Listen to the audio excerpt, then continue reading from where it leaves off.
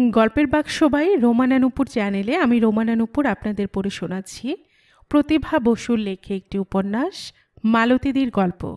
আজ শুনবেন উপন্যাসটির তৃতীয় পর্ব। এর কয়েকদিন পরেই আমি গিরিডি ছেড়েছিলাম। মালতীদি রইলেন ওর কোনো এক জমিদার আত্মীয় বা বন্ধু ভদ্রলোকের বাড়ি ছিল সেখানে। বয় বেয়ারা দারোয়ান সবই ছিল। আমার সঙ্গে দেখা হবার আগে পর্যন্ত সেখানেই ছিলেন তিনি। আমি চলে আসার পর আবার সেখানেই চলে গেলেন।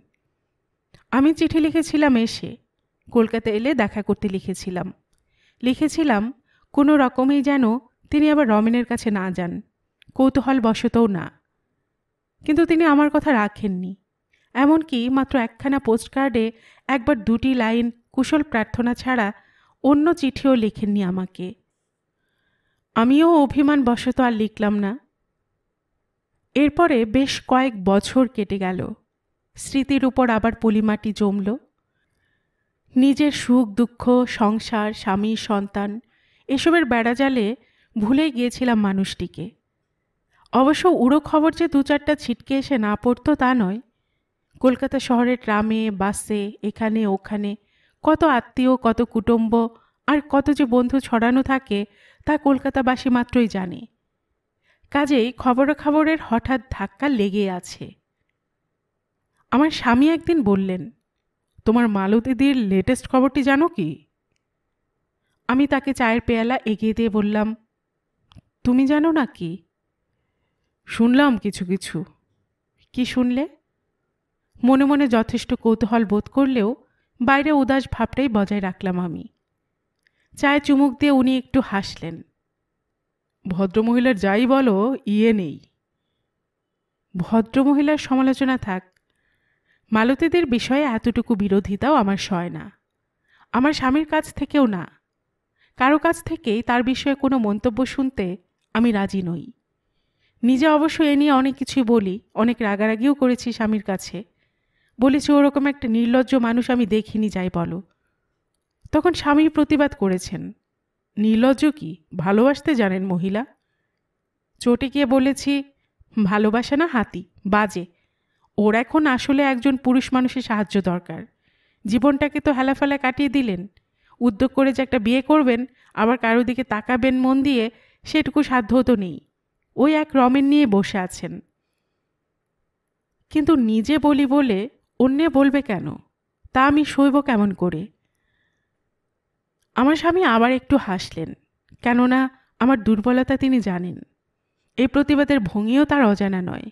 বললেন, রমেনের ডাক তো ওর কাছে নিশির ডাক। চাকরি বাকরি ছেড়ে দিয়ে দিব্যি আশ্রমে গিয়ে বসেছেন।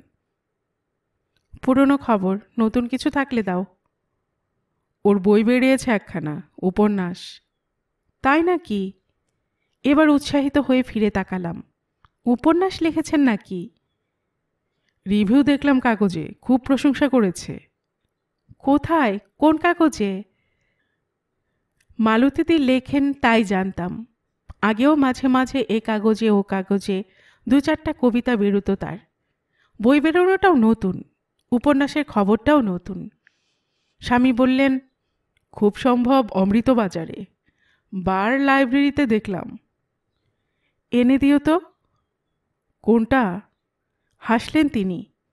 বইখানা, কাগজখানা, না পুরো মানুষটাকে? অত ঠাট্টা করছো কেন? আহা, ঠাট্টা কেন করব? ভদ্রমহিলা শুনছি সাধনার কত উচ্চ স্তরে বিচরণ করেছেন এখন। ভালোই তো। গম্ভীর হয়ে অন্যদিকে তাকালাম। যে যেভাবে শান্তি পায় সেটাই তার সাধনা। হয়তো তিনি এভাবেই রমেনকে পাচ্ছেন। আমি কি তা অস্বীকার করছি? ঈষৎ হেসে আমার স্বামী তার মোটা পাইপে আগুন ধরালেন। প্রসঙ্গ সেখানে শেষ হলো। কিন্তু তা নয়। সুখ শান্তি যে কোনো উপায়ে ধরা দেবে না তার কাছে, সেটুকু বোঝা গেল কয়েকদিনের মধ্যেই। হঠাৎ মালতীদের সঙ্গে আমার ট্রামে দেখা হয়ে গেল। খাটো চুলে রোল করে, বেটে ছাতা হাতে নিয়ে, মস্ত ব্যাগ কাঁধে ঝুলিয়ে তিনি জানালা ঘেঁষে বসে আছেন। কি ভাবছিলেন কে জানে। প্রথম কয়েক মুহূর্ত পাশের মানুষটিকে অনুভব করতে পারলেন না। আমিও খেয়াল করিনি। তারপরে মুখ ফিরিয়ে চেঁচিয়ে উঠলাম, মালতীদি! মালতীদি চকিত হয়ে তাকালেন। তারপর দুই চোখ ভরা উপচে পড়া আনন্দ নিয়ে আমার হাত জড়িয়ে ধরলেন। এই যে তুই, কেমন আছিস রে? তা দিয়ে আপনার কি দরকার? অভিমান করলাম। আপাদমস্তক লক্ষ্য করে অবাক হলাম একটু। এত বছর পরে, এত বয়সেও মালতীদি কিন্তু ঠিক তেমনই আছেন। তেমনি কাঁচা মুখ, তেমনি চুলের ডোল, ব্যবহারের উষ্ণতা তেমনিই মনোহারী। কিন্তু সন্ন্যাসিনীর চিহ্ন কই? বরং গোল গোল দুহাতে দুটি অত্যন্ত ভারী নতুন ঝকঝকে পাথর বসানো মকরমুখ বালা, রীতিমতো দামি। দরকার নেই বুঝি? হাসলেন তিনি। যেন তোরই কত দরকার ছিল। ছিল কি ছিল না তার অনেক প্রমাণ দিয়েছি, তর্ক করব না। রাগ করিস না। বাচ্চারা কেমন আছে বল? অসিতবাবু কেমন আছেন? আপনি কেমন আছেন? দেখছিস তো, তুই কিন্তু আগের চেয়ে অনেক সুন্দর হয়েছিস, অনেক মোটা। খবর পেলাম বাড়ি বদলেছিস। খবর টবর তাহলে একটু পানো। আমার আর অভিমান কাটে না। আমাকে ভাবিস কি? কলকাতায় এসে পুরনো বন্ধু বা আত্মীয়র মধ্যে একমাত্র যার কথা আমার সবসময় মনে পড়েছে সে তো তুই। ইস, খোঁজ নিয়ে তো জানলাম সে বাড়িতে অন্য ভাড়াটে। খুশি হলাম। বললাম, কোথায় আছেন? চল না, দেখে আসবি। ঠিকানা দিন, ঠিক যাব। ঠিকানা দরকার নেই, আমার সঙ্গে চল। এখন? ক্ষতি কি? বাড়িতে ভাববে যে। কি আবার ভাববে? হারিয়ে যাবি না সেটা তো ঠিক। চাপা যে পড়ব না সেটা তো জানা নেই। মালতীদি পিঠে হাত রেখে হাসলেন। আচ্ছা আচ্ছা, একটা না হয় ফোন করে দেওয়া যাবে ব্যারিস্টার সাহেবকে, তবে তো হবে। সেটা অবশ্য হতে পারে, কিন্তু তার চেয়ে আপনিই চলুন না। আজ তুই চল। নিজের ঘরে নিজের মানুষটিকে নিয়ে এসে দেখা আর তার ঘরে গিয়ে তাকে দেখা, দুটোতে তফাৎ আছে। আর আমাকেও আমার পরিবেশে দেখবি কেমন আছি। চল। কিন্তু? আর কোনো কিন্তু নয়। আমার কোনো ওজোর শুনলেন না সেদিন মালতীদি। জোর জার করে ধরে নিয়ে এলেন তার বাড়িতে। কৌতূহল বা ইচ্ছে আমারও যে ছিল না তা নয়, একান্তে সঙ্গ লোভও ছিল বই কি। কাজেই হয়তো খুব জোরও করতে হলো না। সেই টালিগঞ্জের শেষ প্রান্তে গঙ্গার ধারে জনমানব শূন্য নিরালা নির্জন কুটির একটি। সন্ধ্যা হয়ে গিয়েছিল। আমাকে অন্ধকারে দাঁড় করিয়ে ঘরে তালা খুলে ভেতরে গিয়ে লণ্ঠন জ্বালালেন। চারদিকে তাকিয়ে আমার ভয় করছিল। সেটা এখনকার টালিগঞ্জের গঙ্গার ধার নয়। সেখানে তখন সাপ, খোপ, শিয়াল, সরীসৃপেরই বসবাস ছিল বেশি।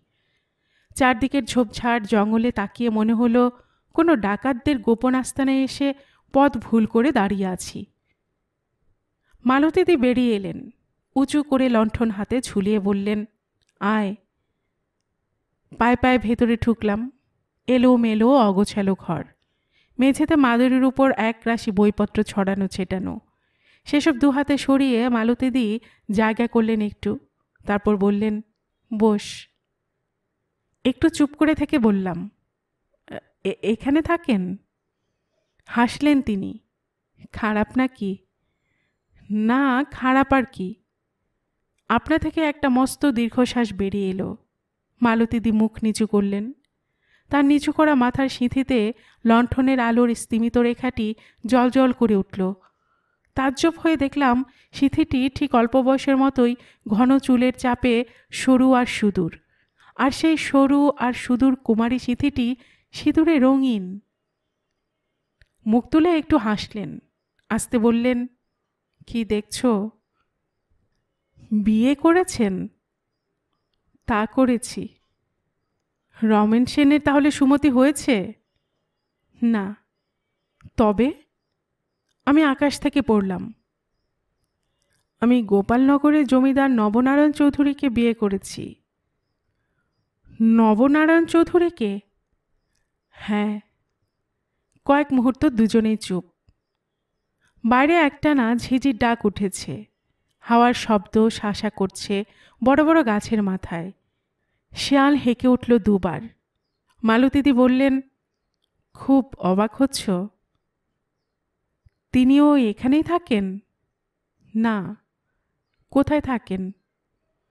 তিনি তার পূর্ব বিবাহিত স্ত্রীর সঙ্গে তার নিজের বাড়িতে থাকেন। স্ত্রীর সঙ্গে?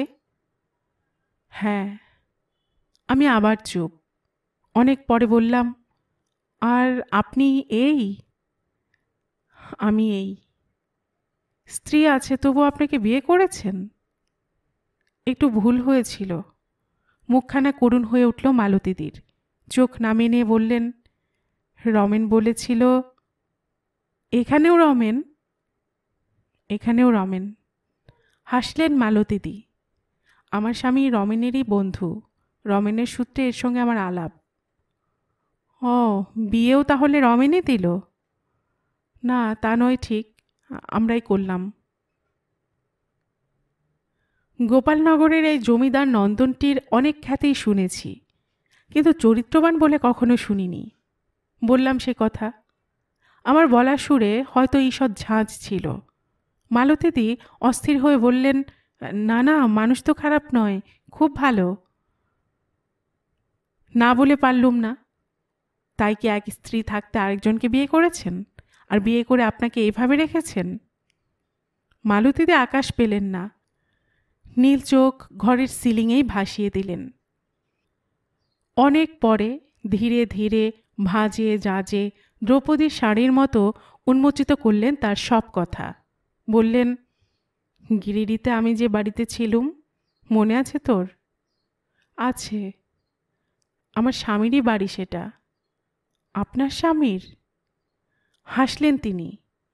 তখন অবশ্য স্বামী ছিলেন না, কখনো হতে পারেন এমন কল্পনাও ছিল না। রমেনই সেই কল্পনার ক্ষেত্রটিকে উর্বর করল বুঝি? আমি অধৈর্য হলাম। মালতীদি শান্ত গলায় বললেন, রাগ করিস না, রমেনের দোষ নেই। রমেন কিছুই করেনি। কলকাতায় থাকতে আলাপ করিয়ে দিয়েছিল। সেই থেকে ভদ্রলোক প্রায়ই আসতেন। নানাভাবে আমাকে খুশি করার চেষ্টা করতেন, কাজে লাগবার চেষ্টা করতেন।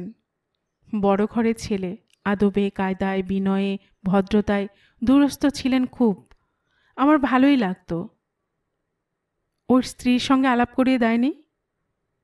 মালতীদি এই প্রশ্নের জবাবে উঠে গিয়ে কোণের কুঁজো থেকে জল গড়িয়ে খেলেন। খানিক জল হাতে মুখে মাথায় বুলিয়ে নিয়ে ফিরে এসে মাদুরে বসতে বসতে বললেন, ভদ্রলোক বিবাহিত কি অবিবাহিত তখনও জানতুম না। আর তুই তো জানিস আমার খেয়াল কম, কৌতূহল কম। সে বিষয়ে কোনো জিজ্ঞাসাও আমার মনে আসেনি। শুনেছিলাম ধনী ব্যক্তি, সাজে পোশাকে গাড়িতে জুতোতে, তার প্রমাণও যথেষ্ট ছিল। তোকে বলেছিলাম এক ভদ্রলোক দেরাদুন যাচ্ছেন, তার সঙ্গে যাব, মনে আছে? সেই ভদ্রলোক? তিনি। মালতীদি লণ্ঠনের আলোটার দিকে একদৃষ্টিতে তাকিয়ে থেকে একটা লম্বা নিঃশ্বাস নিলেন। ঘরে মেঝেতে পাতা ওই একমাত্র মাদুরটি ছাড়া অন্য কোনো আসবাব ছিল না। খাড়া হয়ে বসে থেকে আমি আড়মোড়া ভাঙলাম। এক কাপ চায়ের তৃষ্ণা বোধ করলাম। আর তখনই আমার মনে হলো, মালতীদি ফিরে এসে কিছু খেলেন না কেন? বললাম, আপনার রান্না করে কে? কে আবার, যখন পারি নিজেই করি, নয়তো বাইরেটারে কোথাও খেয়ে আসি। কাজের লোক নেই? না, এত দূরে এখানে কেউ আসতে চায় না। হাটবাজারও তো বোধ হয় অনেক দূরে। বিস্কুট খাবি? বিস্কুট আছে। চা যে দেবো তার উপায় নেই, স্টোভটা খারাপ হয়ে পড়ে আছে। তার উপরে কেরোসিন আনতে ভুলে গেছি। দেখছিস না তেলের অভাবে লণ্ঠনটা কেমন নিভে নিভে আসছে। আমার ভয় করল। এমন একটা জনশূন্য জঙ্গলে আলো নিভে গেলে উপায় হবে কি? এখানে সাপ শেয়াল তো দূরের কথা, বাঘ থাকতে বা বাধা কি? ব্যস্ত হয়ে বললাম, কটা বাজে? 7টা হবে। হাতের ঘড়ির দিকে তাকালেন তিনি।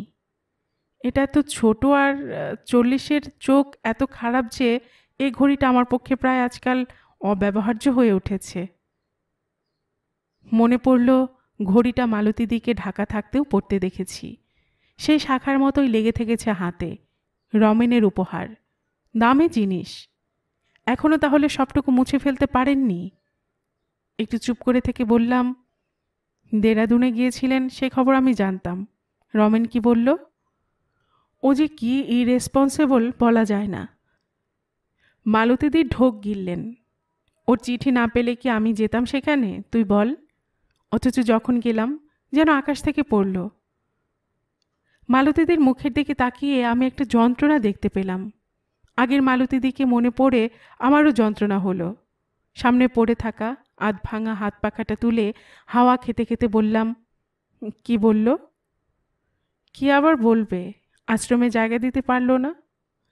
গেরুয়া পরে সঙ্গে সুন্দরী শিষ্যা নিয়ে খবর পেয়ে বাইরে এসে নির্বিকার মুখে বলল, তুমি? কি আশ্চর্য, তুমি এলে কবে? যেন আমি বেড়াতে এসেছি, আর বেড়াতে বেড়াতে হঠাৎ দেখা করছি ওর সঙ্গে। রাগ করে বললাম, কবে আবার? এইমাত্র। একগাল হেসে বলল, হঠাৎ? হঠাৎ? হঠাৎ কেন? গলার স্বর হয়তো চড়ে থাকবে আমার। বললাম, তুমি তো আসতে লিখেছ। কি পাগল! দয়ের অবতারের মতো বিগলিত মুখভঙ্গি করে বলল, তাই বলে এমন বিনা নোটিশে কেউ আসে? তোমার কাছে আসতে হলে যে আজকাল নোটিশ দিতে হয় সেটা আমার জানা ছিল না। আহা, তা কেন? এখানে আসা কি আর আমার কাছে আসা? আমি কে? এ আশ্রমের নিয়মকানুনের কথা বলছিলাম আমি। এখানে আসতে হলে 1 মাস আগে থেকে জায়গা নেবার ব্যবস্থা করতে হয়, তারপর দীক্ষা নিয়ে ঢুকতে হয়। আমার চোখে জল এসে গেল। বুকের মধ্যে যে কেমন করলো জানি না। রমেনের মুখের দিকে তাকিয়েছিলাম আমি। ও চোখ নামিয়ে নরম গলায় বলল, অবশ্য নরনারায়ণ যখন সঙ্গে আছে এত ভাবনার কিছু নেই। বরং এসেছো ভালোই হলো, দেখা হলো। আমি চুপ। নরনারায়ণ আমার দিকে তাকিয়ে হাসল। কি হলো? আমাকে কি যথেষ্ট নির্ভরযোগ্য মনে হচ্ছে না নাকি? রমেনও হাসল। ও ওই রকমই। এত নার্ভাস? এর উত্তরে কিছু বলতে চেষ্টা করেছিলাম, কিন্তু গলা বুঝে এলো আমার। বলাই বাহুল্য, শেষ পর্যন্ত একটা হোটেলে উঠতে হলো আমাকে। নরনারায়ণে নিয়ে এলো। অত্যন্ত উঁচু দরের হোটেল, চার্জ হৃদয় বিদারক। আরামের উপকরণও অবশ্য তার তুলনায় যথেষ্ট বই 1 ফোঁটাও কম নয়। মস্ত ঘরে মস্ত মস্ত জানলা, যেন সারা আকাশটাকে মুঠোই করে ভেতরে নিয়ে এসেছে। তাকালে ধুধু পাহাড়ের সারি, ঘন সবুজ মখমলে মোড়া। জানলা ঘেঁষে নরম কোচ, মেঝে জুড়ে নরম কার্পেট, খাট জুড়ে ডবল স্প্রিংয়ের উপর গদি। বেল বাজালেই পরিচারক এসে হাজির। চাইলেই চা। ব্রেকফাস্ট, লাঞ্চ আর ডিনারে খাবারের স্বাদুতা আর প্রাচুর্য একটা মনে রাখার মতো ব্যাপার। নারায়ণ বলল, পছন্দ হয়েছে? বেশ কমফোর্টেবল বোধ করছেন তো? আমি আর কি বলবো, আমার রীতিমতো কান্না পাচ্ছিল। দেরাদুনে আসবার টিকিট কাটতে আমার দম ফুরিয়ে গেছে। সামান্য চাকরি করতাম, ছেড়ে ছুড়ে চলে গিয়েছিলাম। ধারণা ছিল বাকি জীবনটা বুঝি ওখানেই নিরুপদ্রবে কেটে যাবে। রমেন আমাকে আশ্রম সম্বন্ধে সেই রকম একটা অস্পষ্ট ছবি দিয়েছিল। সামান্য যা পুঁজিপাটা সব খুইয়েই আমি রওনা হয়েছিলাম। এমনকি ফ্ল্যাটটা পর্যন্ত ছেড়ে গিয়েছিলাম। আমাকে চুপ করে থাকতে দেখে নরনারায়ণ আবার বলল, যদি বলেন তবে অবশ্য রেইনবোতেও যাওয়া যায়। সে হোটেলটা এর চেয়েও ভালো, আর বাড়িটা একেবারে একটা টিলার উপরে, শহর থেকে দূরে। আমি বললাম, দেখুন আমার সাধ্য খুব কম, তাই ভাবছিলাম এর চেয়ে কম দামি কোনো থাকবার ব্যবস্থা নেই এখানে। নরনারায়ণ জোরে হেসে উঠল। ও, এখন তাহলে এটাই আপনার সবচেয়ে বড় চিন্তা? হাসি দেখে কি জানি কেন আমার হাত পা ঠান্ডা হয়ে এলো। নরনারায়ণ হাসতে হাসতে বলল, তা থাকবে না কেন? শুধু হোটেল নয়, ইচ্ছে করলে আপনি ধর্মশালাতেই বা থাকতে পারবেন না কেন? সে তো বলতে গেলে ফ্রি। তবে আমাকে তাই নিয়ে চলুন। আমার ব্যগ্র কণ্ঠস্বরে একটু চকিত হলো বোধ হয়। ঝকঝকে পালিশ গালে, চুলে, নখে, জুতোয় একাকার মানুষটি এবার বৈষ্ণব ভঙ্গিতে নম্র হয়ে বলল, আপাতত আপনি আমার অতিথি। যথাযোগ্য ব্যবস্থা আমি নিশ্চয় করতে পারিনি। আমি জানি আমার অযোগ্যতার কোনো তুলনা হয় না। আপনার মতো মানুষকে আমার মতো মানুষের আতিথ্য গ্রহণ করানোই তো প্রায় বাতুলতা। তবু বলি, দয়া করে সেই সম্মানটুকু অন্তত কয়েকদিনের জন্য দিন আমাকে। আমি তার ভদ্রতায় মুগ্ধ হলাম। কিন্তু ধন্যবাদ দিয়ে বললাম, তা কখনো হয়? কেন হয় না? কেন যে হয় না সে কথা বোঝায় কেমন করে যদি না সে নিজে বোঝে? সেদিন অনেকটা সময় আমার ঘরে রইল সে। বাকবিতণ্ডা হলো খানিকক্ষণ, তারপর আমাকে শহর দেখাতে নিয়ে গেল। আমি পরের দিনই রমেনকে জানালাম সে কথা। লিখলাম, কি করি বলো তো? আমার হাত শূন্য। কর্তব্যবোধ থেকে না দাও ধার হিসেবে না হয় খরচটা চালিয়ে দাও কদিন। তুমি তো মানুষ, একটা অতীত তো আছে। সে জবাব দিল, অনেক তো বয়স হলো, আর কতকাল এমন ছেলে মানুষ থাকবে? নরনারায়ণ আমার মোটেই পণ নয়, অতিশয় অন্তরঙ্গ বন্ধু। তার কাছে এত বেশি লজ্জা না করলেই সুখী হব। আমি আবার লিখলাম, তোমার বন্ধু তো আমার কি, আমি কেন হাত পেতে নেব তার কাছ থেকে? আর কিছু না পারো দয়া করে ফেরবার টিকিটটা কেটে দাও, চলে যাই। চিঠি লেখালেখি যখন, তখন বুঝতেই পারছো আমাদের দেখাশুনো হচ্ছিল না। রমেন ইচ্ছে করলেই সবসময় সকল মানুষের সঙ্গে দেখা করতে পারতো না, সেটা নিয়ম ছিল না তাদের আশ্রমের। এই চিঠি পেয়ে একদিন সে এসে হাজির। যেমন সকলের সঙ্গে দেখা করার নিয়ম ছিল না, তেমনি আশ্রম থেকে স্বাধীনভাবে সব দিন গণ্ডির বাইরেও ওদের পা দেবার আইন ছিল না। সপ্তাহে একদিন নির্দিষ্ট ছিল, সেদিন ছিল সেই নির্দিষ্ট তারিখ। এসে আমার পাশে বসে পিঠে হাত রাখল। বাহ, চমৎকার আছো তো, সুন্দর তো ঘরটি। নরনারায়ণের যত্নে তাহলে মন্দ নেই। রাগ করে হাত সরিয়ে দিয়ে জানলার কাছে গিয়ে দাঁড়িয়ে বললাম, এভাবে কেন তুমি আমাকে অপদস্থ করলে? আমি তোমার কি করেছি? কেন তুমি আমার সঙ্গে বারে বারে এই শত্রুতা করো? রমেন আমার অভিমান দেখে তার ধনুক বাঁকা আশ্চর্য ঠোঁটে দারুণ হাসল। চিরপরিচিত ভঙ্গিতে বেড কভারের তলা থেকে বালিশ দুটো বার করে নিয়ে বুকের মধ্যে দুমড়োতে দুমড়োতে বলল, লক্ষ্মীটি, রাগ করো না। এক কাপ চা খাও তোমার বেয়ারাকে বলে, আরও যদি কিছু খাওয়াতে পারো তাও দিও। আমি বললাম, এখানে আমি খাই অন্যের পয়সায়, তোমাকে খাওয়াবো সেই শক্তি যদি থাকতো তাহলে সেটা নিজের জন্যে খরচ করতুম। বললুম বটে, কিন্তু মন আমার নরম হয়ে এসেছে। দরজা বন্ধ ঘরখানাতে একা তার অস্তিত্ব অনুভব করতে করতে আমি কোথায় কত দূর চলে গিয়েছি। আমার সামনে কিছু নেই, সব পেছনে। সেই পেছনে ফেলে আসা দিনগুলো যেন মাখামাখি হয়ে উঠে এসেছে এই ঘরখানার মধ্যে। হাতের ঘড়ি দেখল রমেন, অনেকক্ষণ আমার দিকে তাকিয়ে থেকে বলল, সময়ের মেয়াদ আমার ভারী কম, রাগ করে আর কী করবে? আমি যে নিতান্ত হৃদয়হীন তার পরিচয় তো তোমার অজানা নয়। আর কেন আমি এরকম, কেন কোনো বন্ধনে আমাকে বাঁধতে পারে না, তাও আমি জানি না। সেজন্যই সব ছেড়ে ছুড়ে চলে এসেছি এখানে। তোমাকে তো বলেছি মালতী, আমাকে তুমি ভুলে যাও। মুখ ফিরিয়ে কেঁদে ফেললাম। নিষ্ঠুর, ভুলতেই কি তুমি দাও আমাকে? রমেন চুপ করে রইল। অনেক পরে বলল, দেব। হোটেলের অন্য সুইট থেকে ডেকে নিয়ে এলো নরনারায়ণকে। হাসিতে খুশিতে চঞ্চলতায় যেন বড় বেশি ছটফট করতে লাগলো। তারপর যে কদিন আছি সে কদিন শহর বেড়ানো থেকে আরম্ভ করে রক্ষণাবেক্ষণের সমস্ত ভার নরনারায়ণের উপর চাপিয়ে চলে গেল একটু পরে। আর আমি তাকে দেখিনি, চেষ্টা করে ব্যর্থ হয়েছি। চিঠি লিখে জবাব না পেয়ে অস্থির হয়েছি। ঘন্টার পর ঘন্টা অপেক্ষা করেছি আশ্রমের দরজায়, কোনো ফল হয়নি। 2 মাস ছিলাম, ভদ্রলোকের আদরে যত্নে মুগ্ধ না হয়ে পারিনি। আস্তে আস্তে রমেনের কথা চিন্তা করা ছাড়াও অন্য চিন্তা দেখা দিয়েছিল মনে। রমেনকে ছাড়াও শেষের কয়েকটা দিন দেরাদুনে আনন্দেই কেটেছিল। এই হলো সূত্রপাত, না সূত্রপাত নয়, সূত্রবন্ধন। মালতীদি চুপ করলেন। একটা নাম না জানা ফুলের গন্ধ ভেসে এলো ঘরের মধ্যে। জানলা দিয়ে ছুপ করে একটা বেড়াল লাফিয়ে পড়ল। আমি চমকে উঠেছিলাম। মালতীদি তাকে হাত বাড়িয়ে কোলে নিয়ে আদর করতে করতে বললেন, সব ডিটেলস শুনে আর কি করবি? ফিরে এলাম একসঙ্গেই। এসেই প্রথমে হাতের মকর মুখ মোটা বালা দুটো আর গলার পাটি হারটা বিক্রি করলাম। হারটা অবশ্য আমার মার ছিল, আর সোনাও ছিল অনেক। যা টাকা পেলাম সবটাই দিয়ে দিলাম তার হাতে। বললাম, আপনার ঋণ শোধ করা আমার সাধ্য নয়, তবুও। ভদ্রলোকের ফর্সা রঙে দুধের মতো এক ফোঁটা আলতা গোলা হলো। ভারী গলায় বললেন, এভাবেই শেষে ঘাড় ধাক্কা দিয়ে দিলেন? ছি ছি করে উঠলাম, এসব কি বলছেন আপনি?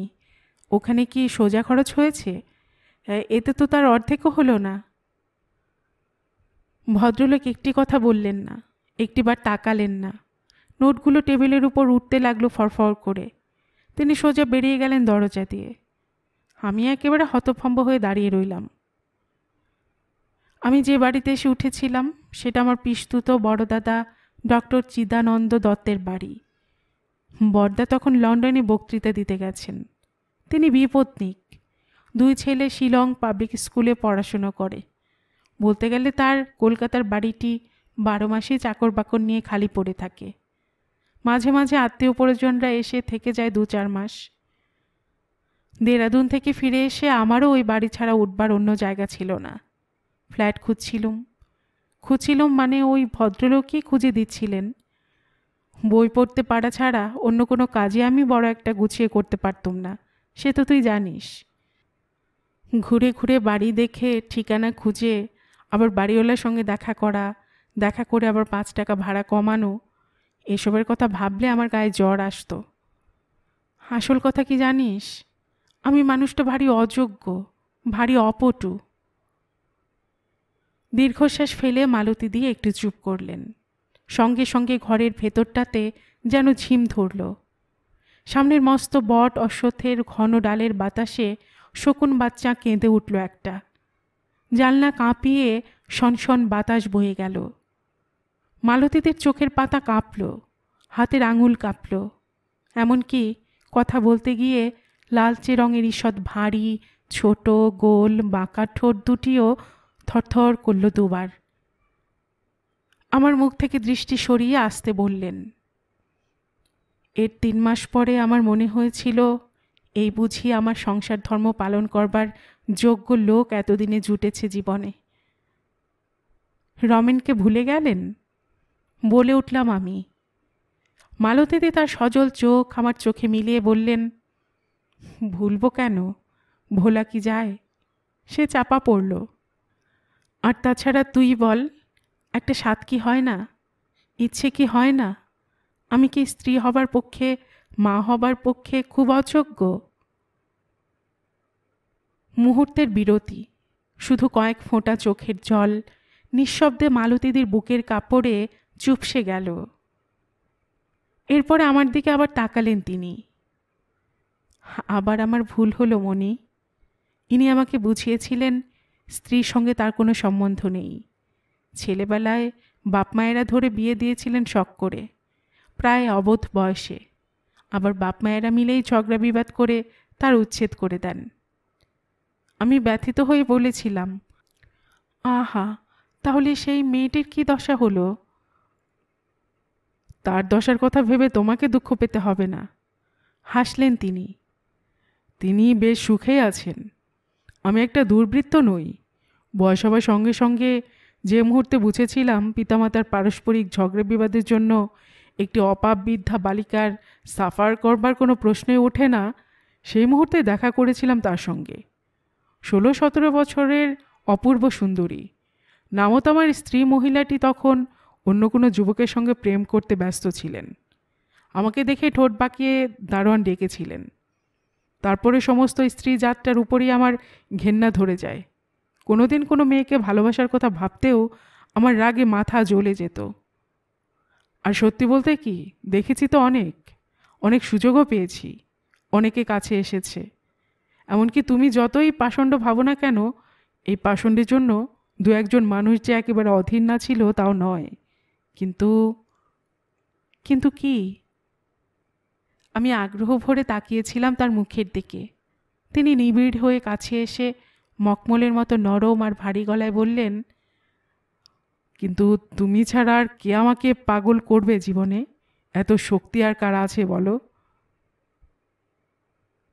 আবার চুপ করলেন মালতীদি।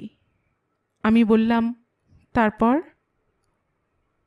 তারপর আর কি, দেখতেই তো পাচ্ছিস। আমি বলেছিলাম একদিন চলো তোমার বাড়িঘর দেখে আসি। বাড়িঘর যাচাই করে স্বামী পছন্দ করবে? বিদ্রূপ করলেন তিনি। আমি বললুম, তা কেন? তোমার বাসস্থান সে তো আমারও, আর দুদিন বাদে সেখানে গিয়ে উঠব, তার সঙ্গে একটা চাক্ষুষ পরিচয় হয়ে যাক না। কেমন একটু ব্যস্ত হয়ে পড়ে বললেন, সে বাড়িতে আমি নিয়ে যাব না তোমাকে। দমে গিয়ে বললাম, কেন? যত সব বাজে আর অশিক্ষিত লোকের ভিড় সেখানে, ওখানে গেলে তো তুমি দম আটকে মরে যাবে। আহা, আমিই যেন একটা অদ্ভুত কিছু। আমাকে ভাবো কি তুমি? দেখে নিও তাদের সঙ্গে আমার বনে যায় কি না। না না, ওদের সঙ্গে আলাদা থাকবো। তাতে বাড়িটা একদিন দেখে আসতে দোষ কি? পুরনো বালিগঞ্জে লম্বা রাস্তা, আলো করা বাড়ি তোমাদের। আমার কতদিন ওর কম্পাউন্ডে ঢুকতে লোভ হয়েছে। কি গোলাপ ফোটে, বাইরে থেকে দেখা যায়। শোনো মালতী, গম্ভীর হলেন তিনি, আসলে আমাদের যে বিয়ে হচ্ছে এটা আমি পাঁচ কান জানাজানি করতে চাই নে। কেন? আমি অবাক হয়ে বললাম, সবই জানবে আস্তে আস্তে, এখন ওসব থাক। এখনই বলো। তুমি জেনে রাখো ও বাড়ির সঙ্গে আমার কোনোই যোগ নেই। একা আছি তাই আছি। তোমাকে নিয়ে সেখানে আমি কোনো রকমই বাস করতে পারবো না। তোমার বাবা তো বেঁচে আছেন। বাবার জন্যই তার অশান্তি, তার জন্যই আমি তোমাকে ও বাড়িতে নিয়ে যাব না। কেন? শুনলে তুমি খুশি হবে না। তবু শুনি। আমি জেদ করলাম। একটু চুপ করে থেকে কি ভাবলেন, তারপর বললেন, বাবা নিজে আমার বিয়ে ঠিক করেছেন। অনেক দিন থেকেই তাই নিয়ে আমাদের মন কষাকষি চলেছে। আমার মত না নিয়ে কিছু করতেও পারছেন না, আবার ওদিকে নিজের জেদও ছাড়তে পারছেন না। বলবো কি, বাড়ির আবহাওয়াটা এখন আমার পক্ষে বিষ তুল্য। এরপরে আমি আর বেশি কিছু বলতে পারিনি, চুপ করেই ছিলাম। উনি হেসে বললেন, কি মন খারাপ হলো নাকি? না, মন খারাপ কেন? কাছে এসে পিঠে হাত রাখলেন। তোমারই বাড়ি, তোমারই ঘর, তোমারই সব। কেবল কয়েকদিন একটু চুপচাপ থাকা। বিয়েটা হয়ে গেলে তো আর উনি ফেলতে পারবেন না, কিন্তু বিয়ের আগে জানাজানি হলে মিছিমিছি হুলস্থুল হবে একটা। আমি বললাম, তাই তো। উনি বললেন, তবে মুখ ভারী করে আছো কেন? কই না তো। বললাম বটে, কিন্তু মুখ ভারী হয়েছিল কি না জানি না, মনটা কেমন ভারী হয়ে গেল। এরপরে একদিন খুব গোপনে, খুব নিঃশব্দে বিয়ে হয়ে গেল আমাদের। হিন্দু মতে হলো না, কেননা উনি ব্রাহ্মণ, আমি কায়স্থ। রেজিস্ট্রি করেও হলো না, উনি বিবাহিত। নবদ্বীপে গিয়ে কণ্ঠী বদল হলো। তারপর রুদ্ধশ্বাসে শুনতে শুনতে এতক্ষণে একটা প্রশ্ন করলাম আমি, আর মালতীদি সঙ্গে সঙ্গে শক্ত করে আমার হাত চেপে ধরলেন। তারপর তারপর তুই আমার একটা উপকার করতে পারবি মালা? চমকে উঠে হাত ছাড়িয়ে নিয়ে বললাম, কি? তোর স্বামী তো একজন নামী ব্যারিস্টার, একটা মামলা করে দিবি। কিসের মামলা? চিটিংয়ের। চিটিং? আমি হতবাক। দ্রুত গলায় মালতীদি ফিসফিস করলেন, এখন বলে কি জানিস, আমাকে নাকি লোকটা কোনোদিন বিয়ে করেননি। সে কি? বলে আমি নাকি চড়াও হয়ে কিছু টাকা খসাবার মতলবে এসব বলে বেড়াচ্ছি। আমি স্তম্ভিত হলাম। তুই বল, এ লজ্জা আমি রাখি কোথায়? এ বেদনা আমি কেমন করে সহ্য করি? আমি উত্তেজিত হয়ে উঠলাম। এসব বলছে এখন? যেমন আমার ভাগ্য। মালতীদির চোখ জানালার ধুধু অন্ধকারে কোথায় ভেসে গেল। বলতো, কি পাপ আমি করেছি, যার জন্য সারাটা জীবন ধরেই আমার এই আমার এই শাস্তির পালা চলেছে, এই অপমান ভোগ করতে হচ্ছে। আমি বললাম, কি আশ্চর্য, বিয়ে তো ভদ্রলোক নিজের গরজে করলেন। তা তো করলেনই, তবে আবার কি হলো? কি আবার? অদ্ভুত করে একটু হাসলেন মালতীদি। স্ত্রীলোক তো ওর কাছে মাছির মতো।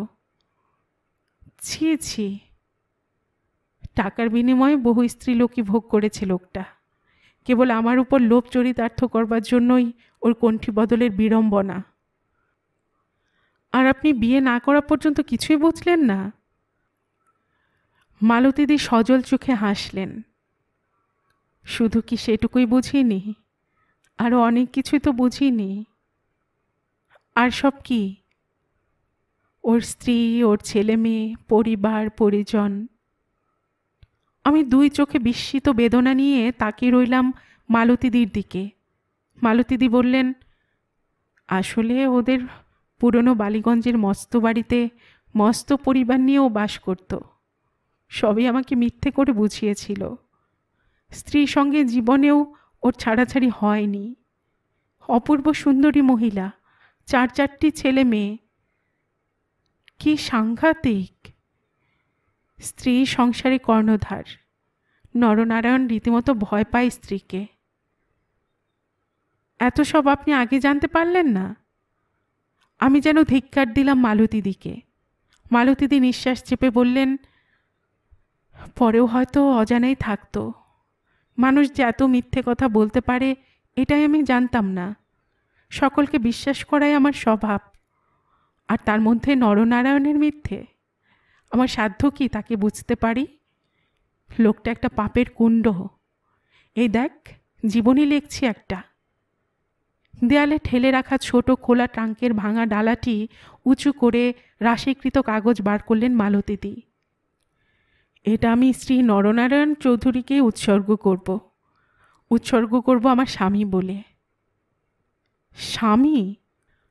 ও লোকটাকে স্বামী বলতে আপনার ঘেন্না হবে না? আর ঘেন্না তো স্বামী না হলেই। আমি তার সঙ্গে বাস করেছি না। স্বামী বলে যে বাস করেছি সেটা তো জানবে লোকে। বাইরে এক ঝাঁক পাখি উড়ে স্থির হলো, আর এক প্রস্থ শেয়াল ডেকে উঠল। আমি জানালায় তাকিয়ে বুঝলাম রাত বেড়েছে। একটু চুপ করে থেকে বললাম, মালতীদি, আমি এবার যাই? মালতীদি আস্তে আস্তে আমার হাতের উপর হাত রেখে বললেন, ভয় পেয়েছিস? ভারী গলায় বললাম, না, ভয় পাবার কি? কি করে আপনি এখানে থাকেন? মালতীদির চোখ হাসিতে টলটল করল। বোকা, তার চেয়ে তোর জিজ্ঞেস করা উচিত ছিল কি করে আপনি এই বনবাসে এলেন। মালতীদির হাসি দেখে আমার কান্না পেল। বললাম, এসেছেন যে তা তো দেখতেই পাচ্ছি। তার জন্য কতটা পথ হেঁটেছেন, কত পাহাড় ডিঙিয়েছেন, কত আগুন মারিয়েছেন, সাঁতার সাঁতরেছেন, তা জেনে আর কি লাভ? কিন্তু মালতীদি, আপনি তো আর নিতান্ত বাংলার বধূটি নন। আপনার গুণ যোগ্যতার অভাব নেই। কি দুঃখে এমন না খেয়ে না পড়ে মরে বেঁচে এই জঙ্গলের মধ্যে আশ্রয় নিয়েছেন। কি করব? কি আবার, আগে ছিলেন না? চাকরি করতে বাধা কি? অবশ্য আমি জানি না চাকরি আপনি করছেন কি না, কিন্তু ঘর বাড়ি খাওয়া দাওয়ার যে দীনদশা আমি দেখতে পাচ্ছি তাতে মনে হচ্ছে। ঠিকই ধরেছিস, চাকরি আমি করি না। কেন করেন না? একলা একটা মানুষ, কতটুকু লাগে আপনার? নিজেকে নিয়েই দিব্যি নিজে ঘর সাজাতে পারেন। মালতীদি তার একদিকের ভুরু বাঁকা করে এমন চোখে আমার দিকে তাকিয়ে রইলেন যে আমি যেন একটা অবাক করা কথা বলেছি, যা তিনি পূর্বে কখনো শোনেননি, এমনকি ভাবতেও পারেননি।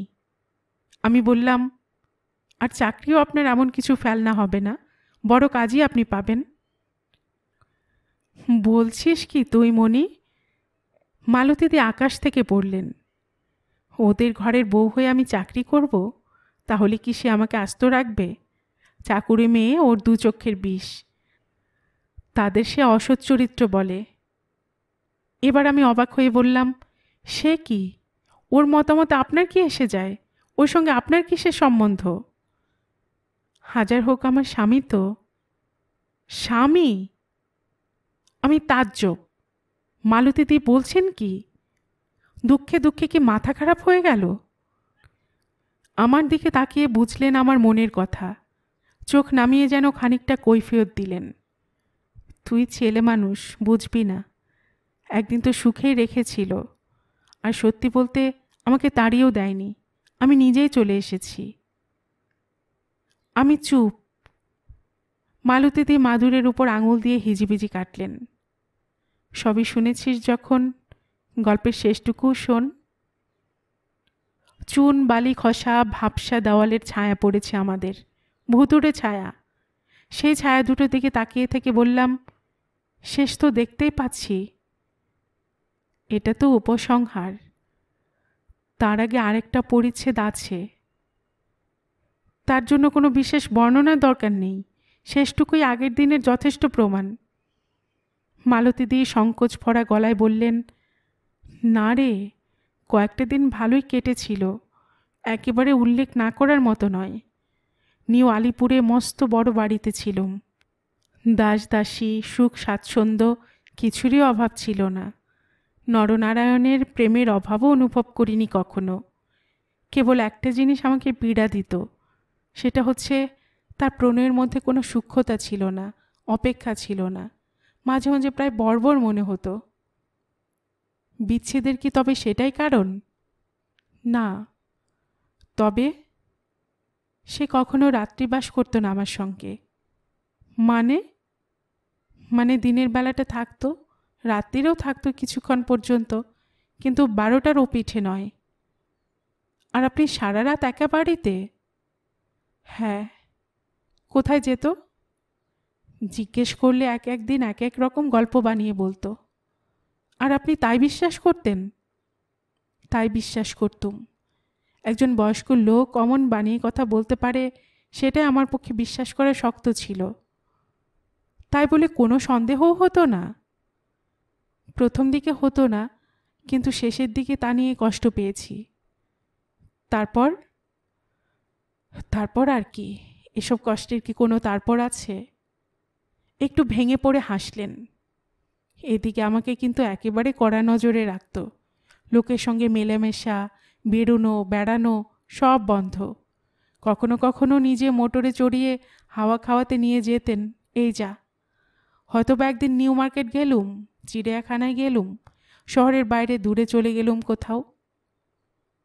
এই অত্যাচার আপনি সহ্য করতেন? অত্যাচার কি? আমি তো বেরোতে কোনোদিনই ভালোবাসি না। বেরোবো কখন? সকাল থেকে রাত 10টা 11টা পর্যন্ত সে তো নিজেই আছে সঙ্গে সঙ্গে। তাছাড়া সে কথাটা আমি জানতুম না তখন। তারপর বেশ কয়েক মাস এরকম অন্ধের মতোই কাটিয়ে দিলুম। হঠাৎ একদিন সকালে উদ্ভ্রান্ত চেহারায় এসে বলল, মালতী, কয়েকদিন ছুটি দিতে হবে আমাকে। আমি বললুম, কোথায় যাবে?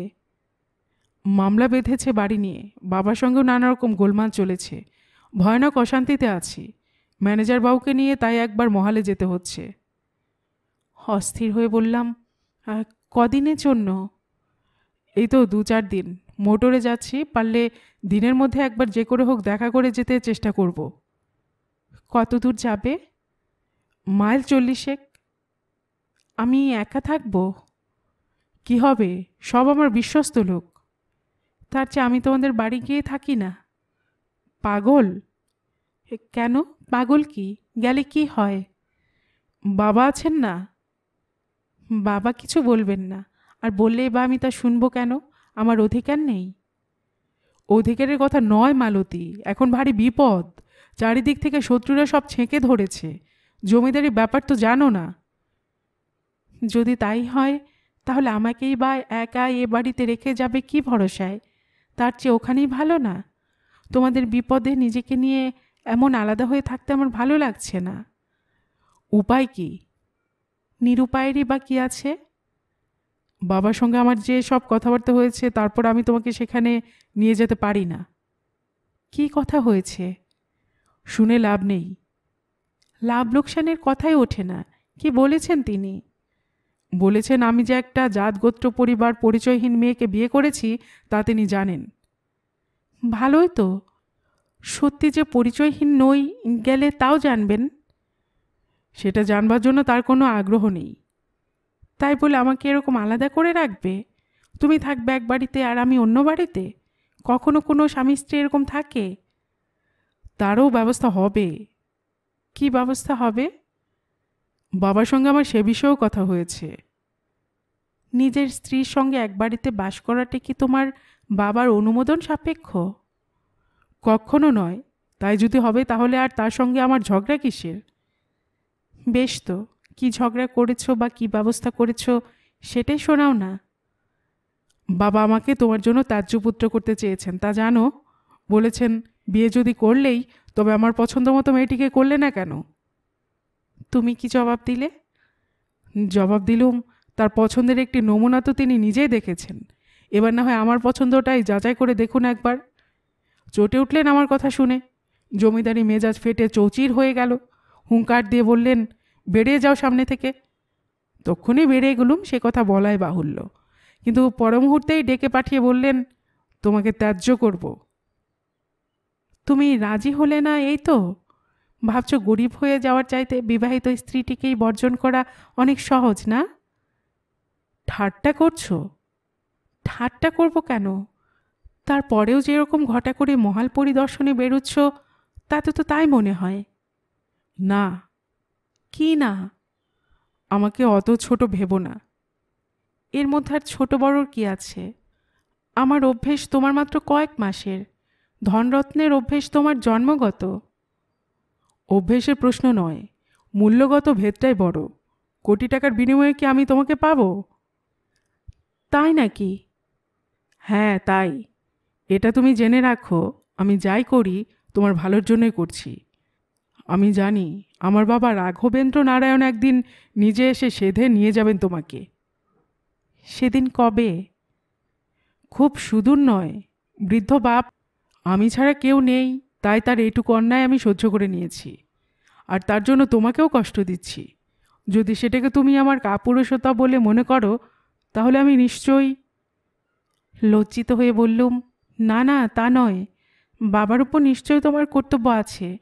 একটু অপেক্ষা করলেই যদি সব গোল মিটে যায় তবে তাই ভালো।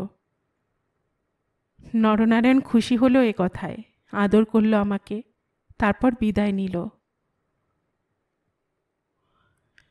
গল্পের বাক্স বাই রোমানা নূপুর চ্যানেলে আমি রোমানা নূপুর এতক্ষণ আপনাদের পড়ে শোনাচ্ছিলাম প্রতিভা বসুর লেখে একটি উপন্যাস মালতীদির গল্প এর 3য় পর্ব।